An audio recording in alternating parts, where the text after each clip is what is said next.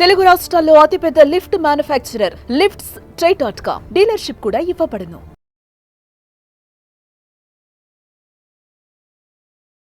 Hello viewers, welcome back to our channel. ప్రస్తుతం స్టూడియోలో ఉన్నారు motivational speaker and counsellor Rajani Ramma గారు. నమస్తే మ్యామ్. నమస్తే నవీన. మ్యామ్, పెళ్ళికి ముందు డేటింగ్, ఇది మనం వింటూనే ఉన్నాం. ఈ టాపిక్ అనేది చూస్తున్నాం కూడా చాలా. ఏంటంటే మ్యారేజ్కి ముందు ఒకరినొకరు కలిసి ఉండడం అంటే అర్థం చేసుకుంటారు, అర్థం చేసుకొని కొంచెం తెలుస్తుంది వాళ్ళ గురించి వీళ్ళకి, వీళ్ళ గురించి వాళ్ళకి తెలిసి దగ్గరికి వచ్చేసి ఇంకా మ్యారేజ్. సో ఇది తప్పు కాదు అని అంటున్నారు కొంతమంది, అయితే ఇది రాంగ్ అని కూడా అంటారు. అసలు మ్యారేజ్కి ముందు డేటింగ్ అనేది మనం మూవీస్లో కూడా చూస్తూ ఉంటాం, డేటింగ్ అనేది. అంటే యాజ్ ఎ కౌన్సిలర్గా మీరేం చెప్తారు మేడం దీని మీద యంగ్స్టర్స్కి? అసలు ఇది మన సాంప్రదాయం కానే కాదు. ఇప్పుడు మనం ఏ ఎపిసోడ్ చేసినా కూడా మన సాంప్రదాయాలు కావి, కొత్తగా వచ్చి తగలబడ్డావు అన్నమాట ఇవన్నీ. ఎందుకంటే మన భారతీయ సంస్కృతి ఎంతో పవిత్రమైనది, చాలా స్ట్రాంగు, చాలా వాల్యుబుల్, పవిత్ర భూమి. ఏది తీసుకున్నా సరే వేదభూమి, పుణ్యభూమి, ఇలా ఎన్నో విధాలుగా చెప్పుకునే మన భారతదేశాన్ని పాడు చేయడానికి బయట నుంచి కల్చర్ ఎవడో ఒకడు పట్టుకొస్తాడు. వాడే ఎక్కడో ఒక 20 ఏళ్ళు అమెరికాలో ఉన్నాడు అనుకోండి ఫర్ ఎగ్జాంపుల్, ఇంకా వాడికి అక్కడ తప్పనిసరి పరిస్థితుల్లో అక్కడ ఏదో చేసుకుంటాడు. అది చూసి ఇక్కడ వాళ్ళు మొదలు పెడతారు, అంతే తప్ప ఇదేం మన కల్చర్ కాదు. అయితే ఈ డేటింగ్ అనేది మన 20 సంవత్సరాలు అవుతుందేమో, ఒక సినిమా కూడా వచ్చింది. అయితే పెళ్లి కాకుండానే ప్రెగ్నెంట్ అవుతుంది, దాని రిఫ్రిగేషన్స్ అన్ని తర్వాత చూపించాడు. అంటే ఆ కథ వేరు, కానీ ఆ పాయింట్ అనేది పెట్టాడు అందులో. ఇలా జనానికి అలవాటు చేయటమే ఎక్కువగా ఈ సినిమాలేనండి తెలియజేస్తున్నాయి, పాడు చేస్తున్నాయని నేను అన్నా. పాడయ్యేది మనకి ఉండాలి. సినిమాని సినిమాగా ఒక ఎంటర్టైన్మెంట్ కోసం, ఒక రిలాక్స్ కోసం సినిమాకి వెళ్ళినప్పుడు దాన్ని అలాగే తీసుకుని అక్కడ వదిలేసి రావాలి. కానీ అవి జీర్ణించుకుపోతున్నాయి. ఆటోమేటిక్గా జరిగేది కూడా అదే. మనం తెలుసుకోవాలి అది ఎంతవరకు మనకు అవసరము, మంచా చెడ్డ ఆలోచించుకుని దిగటం అనేది మన విజ్ఞత. అది సరే. ఈ డేటింగ్ అనేది ఇప్పుడు ఈ రోజులను బట్టి డేటింగ్ ఒకటి, కోలివింగ్ ఒకటి, లివ్ ఇన్ రిలేషన్షిప్, ఇవన్నీ కూడా కొత్త కొత్త సాంప్రదాయాలు. ట్రెండింగ్ అనేది ఏదో పెద్ద ఫ్యాషన్, ఫలానా బట్టల ట్రెండ్ ఇప్పుడు, ఫలానా డిజైన్ ట్రెండ్ ఇప్పుడు, అట్లా అయిపోయింది ఇది కూడా. అంటే లైక్ ఫ్యాన్సీ, లైఫ్ అంతా కూడా ఫ్యాన్సీగా అయిపోయింది. సో సరే, ఇన్ని అవస్థలు జరుగుతున్నాయి కదా బయట. ఒక మంచి అబ్బాయిని మనం సెలెక్ట్ చేసుకుందాం, లేదా ఒక మంచి అమ్మాయిని మనం సెలెక్ట్ చేసుకుని పెళ్లి చేసుకుందాం అనే థాట్ రావటం అనేది థాట్ ఓకే. అది ఇంప్లిమెంటేషన్ అనేది ఎలా ఉంది? ఒక అమ్మాయిని తీసుకెళ్ళి ఒక రూమ్లో పెట్టుకోవడం.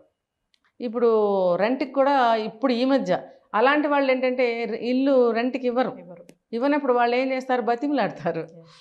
మేము కొంచెం ఎక్కువ రెంట్ ఇస్తామండి, మమ్మల్ని పెట్టుకోండి అన్నప్పుడు. డబ్బే పరమాత్మ కదా ఈ రోజుల్లో, పైసే పరమాత్మ. డబ్బు లేనిదే అబ్బో వెళ్ళి ఒక కారు ఉంది ఇంకో కారు కొనుక్కోవాలి కదా మనం, లేకపోతే ఒక ఇల్లు ఉంది ఇంకో ఇల్లు కొనుక్కోవాలి, లేకపోతే ఇంకా ప్రాపర్టీస్ ఎక్కువ చేసుకోవాలి. సమాజంలో ఇలాంటి వాళ్ళు కొల్లలు ఉన్నారు. సో వాళ్ళు డిమాండ్ చేస్తారు, ఇంత రెంట్ కట్టాలి. వాళ్ళకి అవసరం, వీళ్ళకేమో డబ్బు వస్తుంది. సో వీళ్ళు ఎంత రెంట్ చెప్తే అంత రెంట్కి వాళ్ళు దిగుతున్నారు, ఉంటున్నారు కలిసి.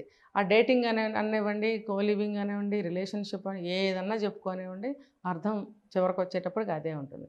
ఆ డేటింగ్ చేసేటప్పుడు ఒకరికొకళ్ళు అర్థం చేసుకోవటం అని చెప్పి మొదలు పెడతారు.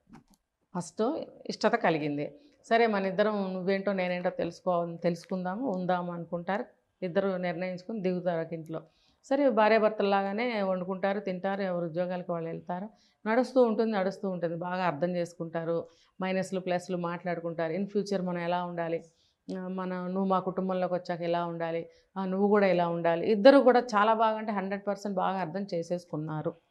తర్వాత ఏంటి, ఓకే మనం పెళ్లి చేసుకుందాం అని చెప్పి ఇంకా వెళ్ళిపోతారు.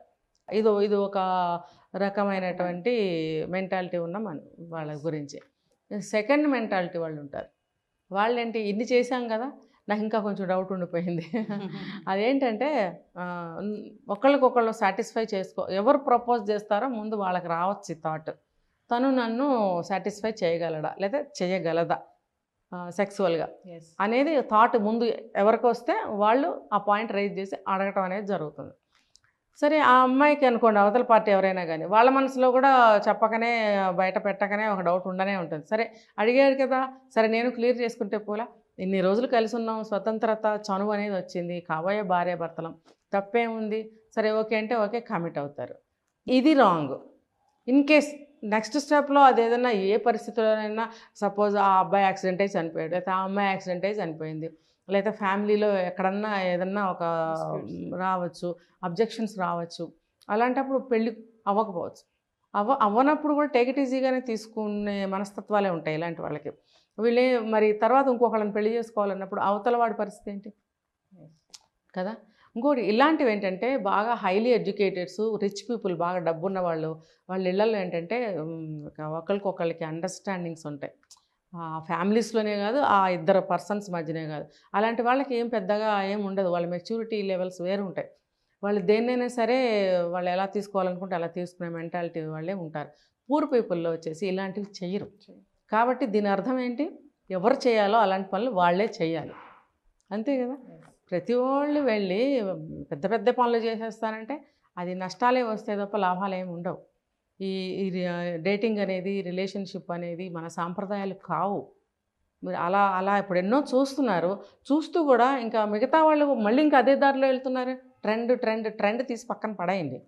పక్కన పడేసి అసలు మన ఫ్యామిలీ ఏంటి, మన ఊరేంటి, అసలు మన దేశం దాకా వెళ్ళొద్దు, పోని మన ఊరు, లేకపోతే మన బంధువుల సంఘం ఒకటి ఉంటుంది, కుల సంఘాలని, లేకపోతే ఒక సర్కిల్స్ ఉంటాయి, ఎవరికి సంబంధించిన సర్కిల్స్. మన సర్కిల్లో ఇది తగునా, అట్లీస్ట్ ఇదన్నా ఆలోచించుకోగలిగితే ఇలాంటి పనులు చేయరు. ఇది అంత శ్రేయస్కరం కాదు. మీరు అంతగా మంచా చెడ్డ అని తెలుసుకోవాలి అని అనుకుంటే మీరు బయట ఎక్కడైనా కలవచ్చు, 10 సార్లు కలవండి. లేకపోతే మీరు చెప్పండి, పోనీ పక్కన ఫ్రెండ్స్కి మేము ఇలా అనుకుంటున్నాం కాబట్టి మేము ఇలా వెళ్తున్నాము, ఏంట్రా ఎన్నిసార్లు తిరుగుతున్నావు అని అడిగితే చెప్పుకోండి, తప్పేం లేదు.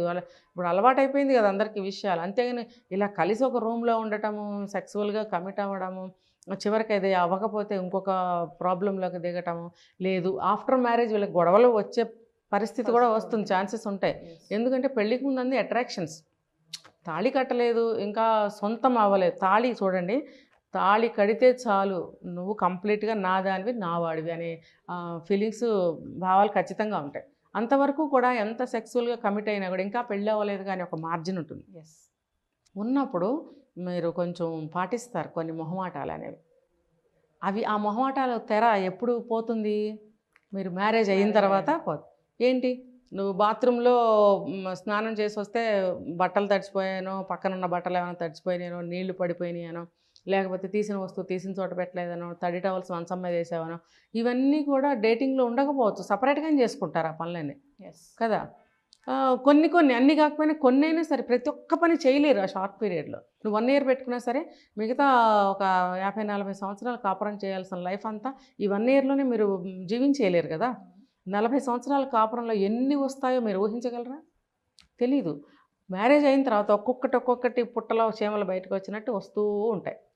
అప్పుడు మనకంటూ ఒక మెంటాలిటీ ఉంటుంది, సరిపెట్టుకునే మెంటాలిటీ ఉండొచ్చు, సరిపెట్టుకోలేని మనస్తత్వాలు ఉంటాయి.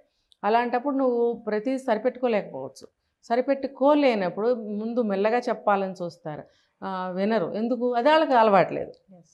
అది వాళ్ళకి అలవాట్లేనప్పుడు నువ్వు మెల్లగా చెప్పినా, సీరియస్గా చెప్పినా, బతిలాడి చెప్పినా, ఇంకోటి చెప్పినా వాళ్ళు అలవాటు కదా. అది వినకూడదనేది కూడా కాదండి, అది అలవాటు. చెయ్యి అటే వెళ్తుంది, నువ్వు ఇక్కడ పెట్టు అన్నది దానికి, అతనికి లేకపోతే ఆమెకు అటే వెళ్తుంది ఆ చెయ్యి. నువ్వు దాన్ని లైఫ్ టైంలో నువ్వు మార్చలేవు, నేను ఛాలెంజ్ చేస్తాను, మార్చలేము. అప్పుడు రావచ్చు. లేదు, కంప్లీట్గా లొంగిపోయే మనస్తత్వం ఉన్న అమ్మాయి అయినా అబ్బాయి అయినా పోనీ సక్సెస్ అవుతుంది వాళ్ళ జీవితం. కానీ అలా ఎంతమంది ఉంటారు. కాబట్టి ఇది ఎక్కువ శాతం ఇది మంచి రిజల్ట్ రాదు, అది మన సాంప్రదాయం కాదు, అది బ్యాడ్ రిజల్ట్ ఎక్కువగా వస్తుంది. కాబట్టి దాని జోలికి వెళ్ళకండి అని నేను చెప్తాను. Thank you ma'am. సుమన్ టీవీలో మీ పర్సనల్ అండ్ బిజినెస్ ప్రమోషన్స్ కోసం కింది నెంబర్కి కాంటాక్ట్ చేయండి.